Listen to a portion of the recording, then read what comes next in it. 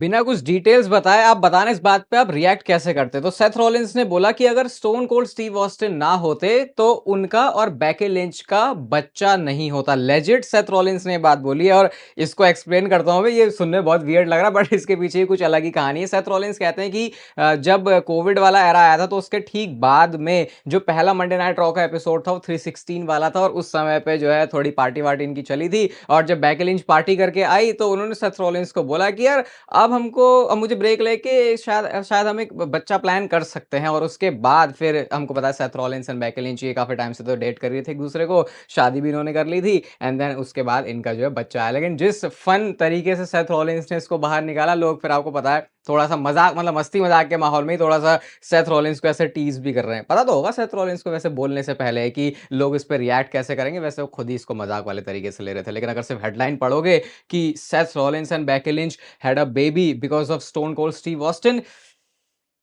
तो थोड़ा अजीब सा लग रहा है। Okay, hello chatters, my name is Rohit and you are watching wrestle chatter. Welcome है गाइस आपका वॉइस ऑफ रेसलिंग के एक और नए एपिसोड में। और मैं डब्ल्यूडब्ल्यू की वेबसाइट के ऊपर सर्फ कर रहा था और ये चीज़ देख के मुझे एक बार लगा कि मैं सही में डब्ल्यूडब्ल्यू की वेबसाइट पर ही हूँ ना, ये कहीं और का कंटेंट तो मैंने नहीं देख लिया। क्योंकि डब्ल्यूडब्ल्यू ने एक आर्टिकल पब्लिश किया है अपनी वेबसाइट के ऊपर जिसकी हेडलाइन है 5 things to watch, Roman Reigns versus CM Punk versus Seth Rollins at WrestleMania. तो यहाँ पर जो ऑथर है उन्होंने 5 बातों को मेंशन किया है। देखो मैं बताता हूँ आपको एक एक करके। पहला तो फेवर, उस वाली मतलब डब्ल्यूडब्ल्यू इस मैच को हाइप करने के लिए एक आर्टिकल पोस्ट कर रही है अपनी वेबसाइट पे। पहली चीज है फेवर। उसके बाद है ये पॉल हेमन वाला एंगल की कैसे जो थोड़ा सा खींचमतानी वाला माहौल चल रहा है रोमन रेंस और सीएम पंक के बीच में। उसके बाद एक स्टिपुलेशन का जिक्र यहाँ पे डब्ल्यूडब्ल्यू की ऑफिशियल वेबसाइट के ऊपर हो चुका है कि इस मैच के अंदर क्या पता वर्ल्ड चैंपियनशिप के लिए आगे कुछ अपॉर्चुनिटी बन जाए। तो इस चीज को उन्होंने यहाँ पे मेंशन कर दिया। अगेन बोल रहा हूँ डब्ल्यूडब्ल्यू की वेबसाइट पर ये है, इसका मतलब कि डब्ल्यूडब्ल्यू की तरफ से ही आ रहा है। भले ही इसके पब्लिशर या ऑथर कुछ भी है वो तो भाई बना बुनू के कैसे भी ले आते हैं। उसके बाद रियल हीट यहाँ पे थोड़ा सा एक्सप्लेन करने की कोशिश की जा रही है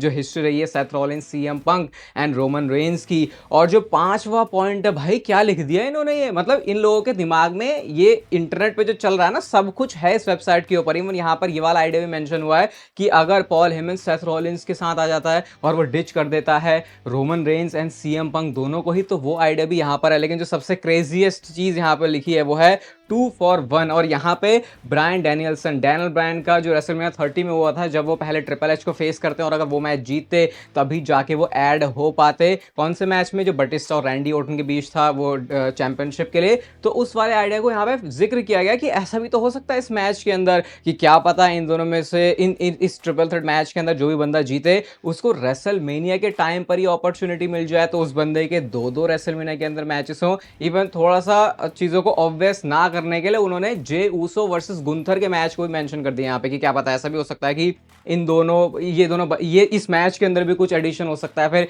यहाँ से जो बंदा जीतता है वो आगे ये ट्रिपल थ्रेट के अंदर को मतलब थोड़ा सा इन्होंने कंफ्यूज करने की कोशिश की। लेकिन ये आइडिया भी इन्होंने मेंशन किया है कि ऐसा भी हो सकता है कि जो बंदा इस ट्रिपल थ्रेट मैच को जीते उसको सेम रेसलमेनिया के अंदर ही चैंपियनशिप के लिए मौका मिल जाए। ऐसा करके शायद डब्ल्यूडब्ल्यू ये भी कर सकती है कि वो नाइट 1 में तो ट्रिपल थ्रेट करवा दे और उसके बाद कोडी और जॉन सीना में डाल दे। तो देखो डाल दिया इन्होंने यहाँ पे इस चीज को कि उनके भी दिमाग में है। और आपको पता है डब्ल्यूडब्ल्यू आजकल सबसे ज्यादा क्रेजी चीजें करने के लिए देखते हैं कि अरे सबसे अटपटा क्या हो सकता है जो लोग ज्यादा एक्सपेक्ट ना करें। तो देखो ये डब्ल्यूडब्ल्यू की वेबसाइट के ऊपर है इसलिए मैं शॉक हुआ कि अच्छा ऐसी चीजें खुद भी मेंशन कर रहे हैं। तो आइडिया तो है, पता नहीं ये तो कुछ ज्यादा ही उथल पुथल मचाने वाला माहौल हो जाएगा। लेकिन डब्ल्यूडब्ल्यू को पता सब कुछ चल चुका है कि क्या क्या ऑप्शंस हैं। अब बेस्ट आइडिया क्या एग्जीक्यूट होगा उसके लिए तो भाई देखो अब रेसलमेनिया का ही वेट करना पड़ेगा हमें। गोल्डबर्ग ने कुछ कमेंट किया विंस मैकमैन के बारे में। तो उनसे पूछा गया कि क्या आपको कभी ऐसा लगा था कि एक दौर वो भी होगा जब विंस मैकमैन भी जिंदा होंगे, आप भी जिंदा होंगे और उस टाइम पे डब्ल्यूडब्ल्यू को कोई और बंदा चला रहा होगा? तो गोल्डबर्ग ने बोला मैंने कभी सपने में भी नहीं सोचा था कि ऐसा कुछ होगा।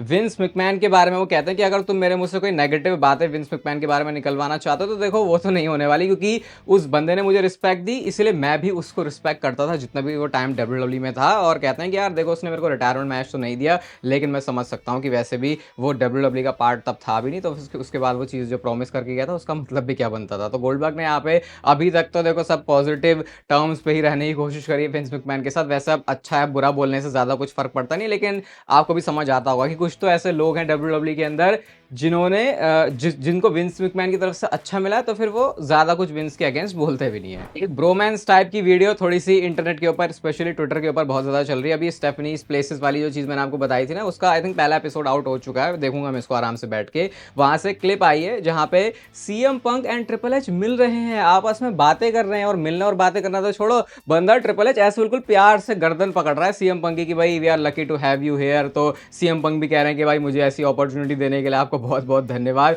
तो वही बातें यहाँ पे हो रही है कि आज से कुछ साल पहले क्या ऐसा कभी सोचा भी जा सकता था कि एक फ्रेम के अंदर इस तरीके से, एक फ्रेम के अंदर ही देख लेंगे हम। यहाँ तो फ्रेम के अंदर आने के बाद ये दोनों बंदे पूरा अपना जो ब्रोमांस है उसको भी कर रहे हैं। एक वीडियो और थी स्टेफनी के साथ भी जहाँ पे स्टेफनी और सीएम पंक भी हक कर रहे हैं। तो वो जो ऐसा लगता था कि सीएम पंक आगे केओस क्रिएट कर देंगे, जिस तरीके से अपनी रेपुटेशन को सीएम पंक ने चेंज किया भाई, उसके लिए तो तारीफें करनी पड़ेंगी। और यही होता है as a person, as a human being grow होना, कि तुम थोड़ा सा अपनी जिंदगी में काम होना शुरू कर जाते हो, और जितना जल्दी आप अपनी लाइफ में इसको अप्लाई कर लोगे आपकी जिंदगी और बेहतर हो जाएगी। तो ये था छोटा सा ज्ञान मेरी तरफ से भी। यार देखो, कुछ भी बोलो लोग, जे उसो के बारे में कैसी बातें कर ले, कुछ भी कर ले, ये बंदे की स्टेटमेंट जो है काफी बोल्ड आ रही है और इसको कोई झिझक नहीं है किसी भी तरीके की बात बोलने के लिए। तो जे उसो ने खुद एडमिट कर लिया कि मेरे से बेटर लोग भी हैं इस समय WWE कंपनी के अंदर। कहते हैं, मुझे लोग बोल रहे हैं कि भाई मेरे पास तो 2-4 मूव्स ही हैं। हाँ, ऐसे लोग भी हैं जिनके पास मेरे से ज्यादा मूव्स हैं, लेकिन बात ये नहीं है। बात इस समय यह है कि नंबर 1 पर है कौन। तो बहुत मतलब थोड़ा मतलब बिना कोई बहुत ज्यादा एरोगेंट या फिर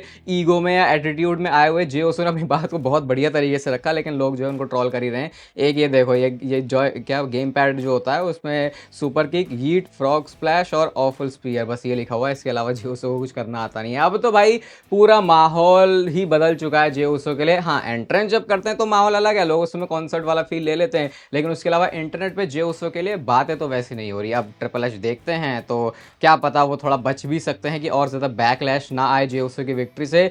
डिसीजन तो आसान नहीं होने वाला। देखो ट्रिपल एच के टाइम में तो कहना पड़ेगा बहुत सारे अब उनको चीजें इंटरनेट पे देख के भी करनी पड़ती हैं, तो उनके लिए मुश्किल होता है। विंस का क्लियर था, अरे भाई जो मूड में आया मैं करूंगा, तुम जाओ भाड़ में, तुम जो सोचना हो सोचते रहो। मैंने बहुत ज्यादा सोच विचार किया कि क्या मुझे आपको ये चीज अभी बतानी चाहिए या फिर मैं इसको बाद में जाके बताऊं, क्योंकि कई बार आपका भी और मेरा भी इंटरेस्ट बरकरार रहे। मैं बहुत सारी चीजें नहीं शेयर करता, भले ही वो ऐसा लगे कि यार अरे इसको लोग ये तो अरे इस पर तो व्यूज आ सकते हैं, ऐसा कुछ मैं नहीं बताता उसको। जैसे कि ड्रू मैकिंटायर सीएम पंक की भी वो फोटो मैंने आपसे पता नहीं कब जाके शेयर करी थी, जबकि वो रॉ में ही हमको एक साथ देखे। थोड़ा हमको भी स्टोरी लाइन के हिसाब से चलने में मजा आता है, लेकिन फिर मुझे लगा यार ये कोई WWE की स्टोरी थोड़ी है, ये तो कुछ अलग ही माहौल है। तो समझा देता हूँ मैं आपको क्या है। तो जॉन सीना ने उस बच्चे को, वो जो बिल्कुल बुरी तरीके से रोस्ट किया था, कहता है कि तुम्हारी लाइफ ऐसी ऐसी की तैसी, वो बच्चे को, उस बच्चे की एक वीडियो आउट हो चुकी है। और ये बच्चा यहाँ पे बच्चा नहीं है, ये तो समझदार सा आदमी लगा मुझे, क्योंकि मैं इतने में होता है ऐसा तो भाई मैं तो उस ट्रॉमा से शायद कभी बाहर ही ना निकल पाता। लेकिन शायद ये 2025 चल रहा है, इसीलिए इस बच्चे को सब कुछ पता है। तो ये बच्चे की भाषा तो देखो अलग है, लेकिन ये यही बोल रहा है यहाँ पे कि जब जॉन सीना ने मेरी तरफ ऐसे अपनी फिंगर को पॉइंट किया तो आई वॉज ऑनर्ड, मतलब उसके लिए ये बड़ी बात थी। और वो ये भी कहते हैं कि मुझे पता नहीं था कि यार ये जॉन सीना मुझे ऐसे ऐसे बोलने वाले हैं, लेकिन मैं समझता हूँ वो बंदा अपने कैरेक्टर में है। John Cena will always be my hero. तो जहां जॉन सीना उस बच्चे को अगले अपने प्रोमो में भी रेल रहे थे कि उस बच्चे की फोटो हर जगह पे थी, उस बच्चे ने कहा था मैं तो चिल आदमी हूँ। एक तरफ पूरी दुनिया लगी पड़ी उस बच्चे के लिए, यार हमें आपके लिए बुरा फील होता है, जॉन सीना ने गलत किया। वो बच्चा तो भाई अपने अलग ही मूड माहौल में खुश है, तो उसको तो कोई ऐसी खास प्रॉब्लम हुई नहीं। इसलिए मैं सोचा था इसको शेयर करूं या फिर नहीं, क्योंकि हमारा भी थोड़ा सा ब्रेक सा हो जाता मामला। लेकिन फिर अगेन ये WWE की स्टोरी तो थी नहीं, उस बच्चे ने खुद आके बाहर निकाली है। तो बताओ फिर अब इस बच्चे के लिए है थोड़ी सी सिंपैथी आपके लिए कि हो गई सब खत्म। अब देखो कंफर्म तो नहीं कह सकते, इसलिए मैं अभी इसको स्पॉइलर का नाम दूंगा नहीं, लेकिन रिक फ्लेयर के चांसेस बहुत ज्यादा बढ़ गए हैं कि वो आ सकते हैं जॉन सीना और कोडी रोड्स के इस मैच में। एक तो जॉन सीना ने मेंशन कर दिया और रिक फ्लेयर को, तो वो काफी हद तक बताता है कि अगर स्टोरी लाइन में इन्होंने ऐसी बातें बोली हैं तो ऐसा हो सकता है कि रिक फ्लेयर आ जाए। अब रिक फ्लेयर ने भी बोल दिया है कि वो लास वेगस में होने वाले हैं रेसलमेनिया के अंदर, तो शायद ऐसा हो सकता है कि इस मैच के अंदर सबसे बेस्ट क्या हो सकता है कि शायद रिक फ्लेयर इस मैच का एक पार्ट बन जाए, या फिर हो सकता है एंड में जाके वो देख रहे हो अपने सामने कि यार 17 टाइम वर्ल्ड चैंपियन मेरा रिकॉर्ड तोड़ के जॉन सीना आगे जा चुका है। क्योंकि रिक फ्लेयर ने अभी जो अपने अलग अलग इंटरव्यूज के अंदर बातें बोली हैं, उन्होंने तो साफ बोला कि मैं नहीं चाहता कि John Cena 17 time world champion बने। तो शायद स्टोरी में इसका यूज हो सकता है। वैसे रिक फ्लेयर को देखने में देखो मैं इंटरेस्टेड हूं नहीं है, मतलब क्या ही कर लोगे, वो बंदा वैसे ही 36 बार तो रिटायर होकर दोबारा मैच कर लेता है। लेकिन इस एंगल में क्योंकि यहाँ पे 16 टाइम 17 टाइम वर्ल्ड चैंपियनशिप वाला ऐसा रिकॉर्ड सा माहौल बन रहा है, तो शायद एक इंपॉर्टेंट रोल यहाँ पे बन सकता है। अगर आप रूसेव को वापस से डब्ल्यूडब्ल्यू में देखना चाहते हो तो शायद वो दिन आपके लिए बहुत जल्दी आ सकता है। मतलब बहुत जल्दी तो नहीं, लेकिन रेसल वोट्स की तरफ से ये बात हमको पता चली है कि रूसेव इस साल के एंड तक शायद डब्ल्यूडब्ल्यू कंपनी में आ सकते हैं। अब रेसल वोट्स ने बोला तो काफ़ी रिसेंटली उनके जो चीज़ें वो एक्यूरेट होती है, तो हाँ आप उम्मीद रख सकते हो। और वैसे भी डब्ल्यूडब्ल्यू से वो रिलीज़ हुए थे, वो उस पूरे बल्क में हुए थे, और वो बल्क में जो रिलीज़ हुए थे उसमें से कहीं कहीं ऐसा प्रोडक्ट भी चला गया था जो कि नहीं जाना चाहिए था। तो अगर डब्ल्यूडब्ल्यू स्टिल वैल्यू करती है रूसेव को तो फिर चांसेस अच्छे खासे हैं। बाकी लाना के साथ भी उनकी सेटिंग दोबारा से हो गई है, तो वो हैप्पी रूसेव डे से पहले वाला जो गिमिक था वो मैंने सबसे पसंद किया था। हालांकि अब मुझे पता नहीं कि एग्जैक्टली रूसेव अगर वैसे दोबारा आ जाते हैं लाना को अपना रशियन मैनेजर लेके तो उतनी बात बन पाएगी, क्योंकि पहले हमने उनको कभी वैसे कूदते फांदते देखा नहीं था ना, तो लेजिट लगता था वो बंदा बहुत हरामी और गुस्सैल किस्म का। शायद अगर आप भूल रहे हो तो एक चीज आपके दिमाग में मैं डाल देता हूं कि ये Roman Reigns versus Seth Rollins versus CM पंक का जो रेसलमेनिया में मैच होने वाला है, ये क्योंकि ट्रिपल थ्रेट है तो इसके अंदर आउटसाइड इंटरफेरेंस भी हो सकती है और मैच किसी भी तरीके से डिस्क्वालिफिकेशन में एंड नहीं होगा। और ये बात कंसिडर करते हुए अगर आप थोड़ी पॉल हेमन की हिस्ट्री देखोगे तो हमने ऐसे मैचेस के अंदर देखा है कि पॉल हेमन खुद भी फिजिकल हो जाते हैं। मुझे सबसे बढ़िया तो वो मनी इन द बैंक का मूवमेंट याद आता जब वो सीएम पंक के ऊपर ही चढ़ गए थे, है ना, और उसके बाद वो कैंडो स्टिक से भी एक बार आई थिंक कर्टिस एक्सल वाली फ्यूड जब चल रही थी उनकी, तब उन्होंने सीएम पंक को पेला था वो कैंडो स्टिक से। तो शायद सिमिलर कोई रोल पॉल हेमन इसमें कर सकता है। और मैं तो आपको बार बार बोल रहा हूं भाई कि अगर इस मैच को डब्ल्यूडब्ल्यू एक तगड़े एक बड़े एक हाई प्रोफाइल की तरह दिखाना चाहती है तो ऑलमोस्ट कंफर्म ही है ये चीज कि पॉल हेमन यहाँ पे कुछ तो बहुत बड़ा कांड करने वाले हैं, क्योंकि उसके अराउंड ये डब्ल्यूडब्ल्यू फेवर वाले गाने सर्वाइवर सीरीज से गा रही है। और अगर रेसलमेनिया जो कि डब्ल्यूडब्ल्यू का बिल्कुल अल्टीमेट शो है वहां पे नहीं होता तो थोड़ा सा ऑफ लगेगा। अब किसके लिए बचा के रखोगे स्टोरी लाइन, अब रेसलमेनिया ही तो जगह होती है। तो ये बात दिमाग में रख लो कि ट्रिपल थ्रेट वाला मैच है तो बाहर से कोई बंदा किसी भी तरीके से चुल कर सकता है और रेफरी कुछ कर नहीं पाएगा वहां पे। कल मैं आपको बता रहा था कि पेज ने कुछ अच्छी बातें बोलनी शुरू करी है डब्ल्यूडब्ल्यू के बारे में, और आज क्या पता चला है कि एईडब्ल्यू कंपनी का अब वो पार्ट नहीं है। तो अब मेरे को समझ में आया कि अच्छा ये बात क्यों बोली जा रही थी। मैंने बोला नहीं था कि मेरे को थोड़ा अटपटा लगा था ऐसे पेज की तरफ से सुनने में कि अब वो डब्ल्यूडब्ल्यू की ऐसे तारीफें कर रही है, लेकिन रीजन ये है कि वो अब नहीं है एईडब्ल्यू का पार्ट। तो शायद अब वो देख रही है कि वो डब्ल्यूडब्ल्यू कंपनी में भी आ जाए। आई थिंक डब्ल्यूडब्ल्यू को प्रॉब्लम नहीं होगी पेज को साइन करने से, क्योंकि लास्ट टाइम प्रॉब्लम थी उनका वही कि उनको रिटायर होना पड़ गया। तो उससे पहले आपको पता है जो टॉप मेन इवेंट लेवल के सुपरस्टार्स है उसमें से पेज का नाम होता था। तो हाँ थोड़ा सा वो पुराने ही मेमोरी में जा चुकी है लोगों की पेज, बट आई थिंक दोबारा से आएंगे तो लोग इंटरेस्टेड तो होंगे उनको देखने में। तो चांस इस हिसाब से कह सकते हैं कि विमेंस डिवीजन में कुछ ही टॉप नेम्स होते हैं, उसमें से पेज एक है। तो अगर वो इंटरेस्टेड है, डब्ल्यूडब्ल्यू इंटरेस्टेड है, तो ऐसा हो सकता है कि बहुत जल्दी वो आ जाए। बट ये थोड़ा सा गड़बड़ है कि भाई पहले तुम डब्ल्यूडब्ल्यू के बारे में कुछ बोल देते हो, फिर आना होता है तो फिर तुम बातें अलग बोलने लग जाते हो। जॉन सीना और कोडी रोड्स की इस फ्यूड के अंदर एक जो बहुत बड़ा नाम मिसिंग है वो है रॉक, क्योंकि रॉक को पहले तो जॉन सीना छुट्टी पे चले गया, वो उसके बाद आए भी तो हमने कुछ ऐसा देखा नहीं, ना ही दोनों ही बंदों के मुंह से एक बार भी Dwayne the Rock Johnson final boss का जो नाम है वो निकाला गया। तो ये काफी अटपटा सा लग रहा है ना। इसके बारे में रेसल वोट्स ने कमेंट किया कि देखो अभी तक रॉक को लोगों ने एक्सपेक्ट किया है वो शोज पर आए, लेकिन वो अब तक नहीं आ रहा। बट ये बात वो कंफर्म करके बताते हैं कि देखो रॉक लास वेगास के रेसलमेनिया को किसी भी तरीके से मिस नहीं करने वाला,